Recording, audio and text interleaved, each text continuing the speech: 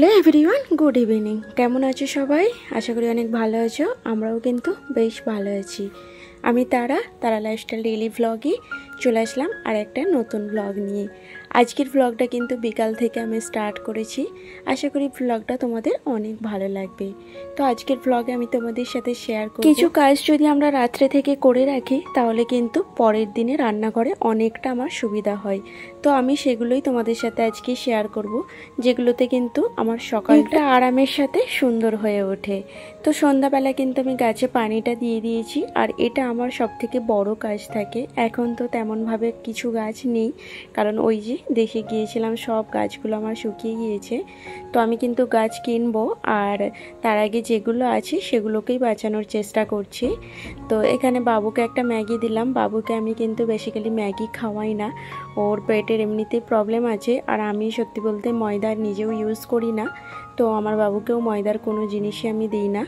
তো ম্যাগিটা ওই 10 দিন 12 দিন ছাড়া একবার করে শখ করলে ওকে আমি দিই। কম বেশি কিন্তু সব বাচ্চারাই ম্যাগি দেখবে পছন্দ করে, আর আমার বাবুও পছন্দ করে। যখন দিই খুব খুশি হয়ে যায়। আজকে একটু খুশি করেই দিয়েছিলাম, আর ও জানতো না, ও দেখেই মুখটা পুরো অন্যরকম হয়ে গেছে যে আমি ওকে ম্যাগি দিয়েছি। তো যাই হোক, এখন কিন্তু আমি সন্ধ্যায় আমার নিজের একটু স্কিন কেয়ার করি। বিকেলবেলাটাই যেহেতু ঘুমিয়েছিলাম, তো ঘুম থেকে উঠে কিন্তু মুখ টুক ধোয়া হয়েছিল, কিছু আমি ইউজ করেছিলাম না। তো সেই জন্য ভালো করে একটু চুলটা বেঁধে আর মুখে একটু ক্রিম লাগালাম। আমি সানস্ক্রিমটা যতক্ষণ না বেডে ঘুমাতে যাই তার আগে পর্যন্ত সানস্ক্রিম লাগাই। আর দেখো, তারপর কিন্তু আমি সন্ধ্যায় আমাদের যে আজান হয়, আজানের পর কিন্তু আমি ঘরে একটু আগরবাতি দিই, কখনো ওই লোমান দিই। তো আমার যেটা ভালো লাগে তখন সেটা দিই।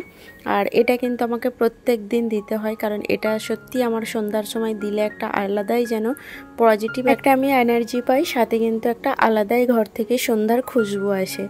তো এখন দেখো, আমার সব থেকে বড় যেই কাজটা থাকে প্রত্যেক দিন সন্ধ্যাবেলা, কারণ এই সব কাজগুলো যদি আমি দিনের বেলা করি না, অনেকটা এক্সট্রা সময় চলে যায়।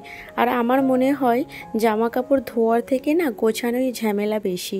এই এখানে ওখানে গুছিয়ে একদম পাই টু পাই সব ঠিকঠাক করে রাখা, আমার এক জায়গায়, আমার ছেলের এক জায়গায়, হাজব্যান্ডের এক জায়গায়। তো বাবুর আর ওরটা তো আমি আলাদাভাবেই রাখি। আমারটা আমি জানি আমি নিজে হাতে নেবো, নিজে হাতে রাখবো। বাট রাজা যখন অফিসের সময় যায় না, ও এমন অগোছালো করে দেয়, যার কারণে ওর জন্য আমাকে একদম বুঝে সুঝে সব জায়গায় শার্ট প্যান্ট গেঞ্জি আন্ডারওয়্যার এগুলো সব কিন্তু এক জায়গায় করে আলাদা আলাদা করে রাখতে হয়, যাতে ওর খুঁজতে সুবিধা হয়। না হলে কিন্তু ও পুরো ঘরটা অগোছালো করে রেখে দেয়। আর আমার ওয়ার্ড্রপের এখন অবস্থা সত্যিই খারাপ। দেশ থেকে যখন থেকে এসেছি না, এখনও ওয়ার্ড্রপটা আমার গোছানো হয়নি।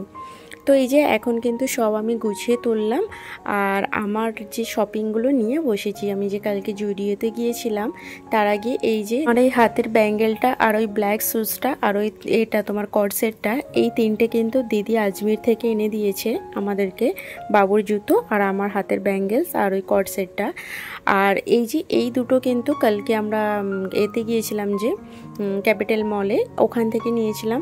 বাকি এগুলো শুধু রাজার বেরোচ্ছে। ও আমাকে বলেছিল আমি দুটো নিয়েছি, দুটো শার্ট দুটো প্যান্ট। ও যে এত শপিং করেছে বলে আমি জানতামই না। তো আমি এখন জাস্ট খোলার সময় অবাক হয়ে গিয়েছি। অ্যাকচুয়ালি ওর না অফিসে অনেক মিটিং টিটিং থাকে, অনেক জায়গায় যাতায়াত করতে হয়, যার জন্য ও একটু শপিং বেশিই করে সব সময়। আর আমি কিন্তু আমার জন্য এই টি শার্টটা নিয়েছিলাম, আর একটা জিন্স নিয়েছিলাম। বাট জিন্সটার সাইজটা না বড় হয়ে গেছে অনেকটা, আমাকে এক্সচেঞ্জ করতে হবে। তো আমার 30 সাইজ দরকার, হয়ে গেছে কিন্তু 32। তো ওটাকে আমাকে এক্সচেঞ্জ করব বলে আলাগ সাইডে রাখলাম। আর সাথে কিন্তু দুটো আমি ওই জ্যাকেটওয়ালা নিয়েছিলাম টি শার্টের ওপরে পরার। ওই দুটো আমার ভালো লেগেছিল, তো দেখি একবার পরে দেখবো, যদি না ভালো লাগে আমি তাহলে এক্সচেঞ্জ করে দেবো। জুডিওতে কিন্তু জেন্টসদের কালেকশানগুলো খুব সুন্দর থাকে, লেডিসদের থাকে যারা ওয়েস্টার্ন পছন্দ করে বেশি তাদের জন্য। বাট আমরা ইন্ডিয়ান যেগুলো কুর্তি সেট বলো, থ্রি পিস বলো, কট সেট বলো, এইগুলো জুডিওতে পাওয়া যায় না। তো আমার ওই কয়েকটা ভালো লেগেছিলো, ওগুলোই নিয়েছি। তো রাতের বেলা সব থেকে বড় আরেকটা কাজ যেটা আমার মনে হয়, সেটা হচ্ছে যে এই যে আটা মাখিয়ে না, আমি এখন রুটি করব বলে একটু বেশি করে আটাটা মাখালাম, আর বাকি আটাটা কিন্তু আমি ফ্রিজে রেখে দেবো। আর এটা করলে কি হয় বলো তো, কালকে সকালে যখন রাজা অফিস যাবে, তো ওর অফিসের টিফিনের জন্য আমি এটা আগে থেকে মাখিয়ে রেখে দিচ্ছি। আর এই যে গায়েতে কিন্তু তেল মাখিয়ে রাখলে না, এতে কোনো জীবাণু মানে প্রবেশ করে না। আর সাথে কিন্তু আমি এটা একটা এয়ারটাইট কন্টেনারে রেখে দিলাম। তো আমার কিন্তু কালকে সকালে অনেকটা সুবিধা দেবে। আর সাথে কিন্তু এই যে আমি সবজিও কেটে রেখে দেবো, যেটাও টিফিনে দেবো। তো আমি এখানে বাঁধাকপি আলুটা কেটে নিচ্ছি, কালকে ভেবেছি বাঁধাকপি আলুর তরকারি করে দেবো অফিসে টিফিনে।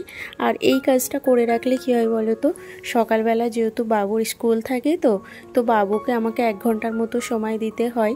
তো বাবুকে স্কুল দিয়ে এসে ও আবার অফিসের তাড়াহুড়ো করে যায়, সেই জন্য কিন্তু আটা মাখিয়ে সবজি কেটে অনেকটা সময় লেগে যাবে। আমরা যারা হাউসওয়াইফরা সিঙ্গেল আছি তাদের জন্য তো মানে খুবই প্রয়োজন আগের দিন থেকে এইভাবে কেটে যদি ভালো করে ধুয়ে মাখিয়ে রেখে দিই, তাহলে কিন্তু কালকে ফ্রিজ থেকে রান্নার ওই 10-15 মিনিট আগে বার করে নেবো। নর্মাল হয়ে গেলে এটাকে আমি রুটি বানিয়ে নেবো। তো এই যে এখন রাত্রের জন্য আমি রুটিগুলো বানিয়ে নিচ্ছি। আজকে রাত্রে না ভেবেছি রুটিই খাবো, আর কোনো মানে রান্না করিনি আমি। এইভাবে যদি রাত্রে করে রেখে দাও আটা মাখিয়ে সবজি কেটে, এই কাজটা যদি করে রেখে দাও দেখবে কালকে সকালে অনেকটা কাজ হালকা হয়ে যাবে। কারণ আটা মাখাতে সবজি কাটতে আমার মনে হয় বেশি সময় লেগে যায় বানানোর থেকে। তো আমি যদি বানিয়ে এমনভাবে মানে রেডি করে রেখে দিই তাহলে বানাতে আমার খুবই সুবিধা হয়। তো এই যে এখন কিন্তু আমিও রুটিগুলো করে নিচ্ছি। আর আমার বাবুও না মাঝে মাঝে রুটি খেতে শখ করে। তো আজকে না সত্যি বলতে রান্নার কিচ্ছু নেই, আমাকে বাজার করতে হবে। তো এই যে একটা পিফে ছিল, তো আমি একটু পিফে আলু কেটে ফ্রাই করেছিলাম। তো আজকে তেমন কিচ্ছু নেই বলে আমি পিফে আলুটা করেছি। আর ডিমও নেই, মানে এমনই হয়ে গেছে যে আজকে ডিমও নেই যে একটা ডিম ফ্রাই করব। তো সেই জন্য ভেবেছি একটু সেজওয়ান চাটনি দিয়ে খেয়ে নেবো। সেজওয়ান চাটনি দিয়ে না রুটি খেতে দারুণ লাগে। জাস্ট আগের দিন রাত্রে কিন্তু আমি এই গ্যাসটা ক্লিন করে বাসন টাসন ধুয়েও রেখে দিই, এতেও দেখবে সকালবেলা অনেকটা সুবিধা হয়। আমরা অনেকেই আছি রাত্রিবেলা কিন্তু খাওয়া দাওয়ার পর বাসন টাসন ধুই না, রেখে দিই যে সকালে ধুয়ে নেবো। তো আমার মনে হয় সকালে ধোয়ার থেকে যদি রাত্রে ধুয়ে রেখে দিই, এতে কাজটাও অনেকটা হালকা হয়ে যায়। আর সাথে কিন্তু কিচেন থেকে না ওই এঁঠো থালা বাসনগুলো যখন রাখা হয় দেখবে একটা কেমন গন্ধ আসে, আর সাথে কিন্তু ওই কালো কালো পোকা ওড়ে, যেই জিনিসটা আমার খুবই খারাপ লাগে। আর এতে আরশোলা বলো টিকটিকি বলো এই সবেরও বাসা বাঁধে। তো আমার মতে বলে যে যার কাজগুলো যদি রাত্রেবেলা এইসব একটু একটু করে রেখে দেওয়া হয়, তাহলে দেখবে নেক্সট দিন সকালটাও একটা সুন্দর সকাল হবে, কোনো টেনশান থাকবে না। তো আমার যেটা হয় যতই কষ্ট হোক আমি রাতের কাজটা কিন্তু রাতেই করে রেখে দিই, যাতে পরের দিন সকালে না একটু যেন আমরা ঘুম থেকে উঠলে দেখবে সেই এনার্জিটা থাকে না যে উঠেই কাজে লেগে যাব। আর আমার উঠেই তো আমার বাবুর পেছনে আমাকে সময় দিতে হয়, ওর স্কুলে রেডি করা খাওয়ানো দাওয়ানো, যার জন্য আমি এই কাজগুলো সব রাত্রি থেকে করে রাখি। তো এই যে এখন কিন্তু খাওয়া দাওয়া করে আমি ফ্রেশ হয়ে নিচ্ছি। আর আমার কাছে আমার স্কিন কেয়ারটা অনেক ইম্পর্টেন্ট, তো ভালো করে কিন্তু ফেসটা ওয়াশ করে নিয়েছি। আর এখন আমি একটা ওই আইস কিউব লাগাচ্ছি। তো আইস কিউবটা দিনের বেলায় লাগালে বেটার হয়, কারণ ঠান্ডা লেগে যাওয়ার একটা আগে থাকে। তো আমি যেহেতু মানে দিনের বেলা সময় পেয়েছিলাম না, সেই জন্য কিন্তু রাত্রিতেই লাগালাম। আর সাথে কিছু কালকের সকালের আমি ড্রিঙ্ক রেডি করে রেখে দিচ্ছি, যেটা আমি সকালে উঠে রোজ খাই। আর আমি কিন্তু আমার বাবুকে পুরো সেই ঘুমানোর আগে পড়তে বসাই। অ্যাকচুয়ালি আমার বাবু ঘুমোতে খুব লেট করে, যার কারণে ওকে এখন পড়তে বসিয়ে দিই। তো পড়তে পড়তে যাতে ঘুমটা চলে আসে, আমাদের ছোটোবেলার একটা হতো না, পড়তে বসে ঘুম লেগে যায়, সব বাচ্চাদের মধ্যেই মনে হয় এটা আছে। তো আমার বাবুও করে ঘুম পাচ্ছে বলে, সেই জন্য ওকে আমি একদম পড়িয়ে সঙ্গে সঙ্গে ঘুমটা এসে গেলে ঘুম পাড়িয়ে দিই। আমার বাবুর এই যে ব্যাগগুলোও কিন্তু রাত্রি থেকে রেডি করে রেখে দিই, কারণ সকালবেলা এটাও একটা বড় কাজ থাকে কি মানে ক্লাস আছে আজকে। তো এগুলো যদি আগের দিন থেকে করে রাখি, কালকে সকালটা কিন্তু আমার অনেক সুবিধা হয়।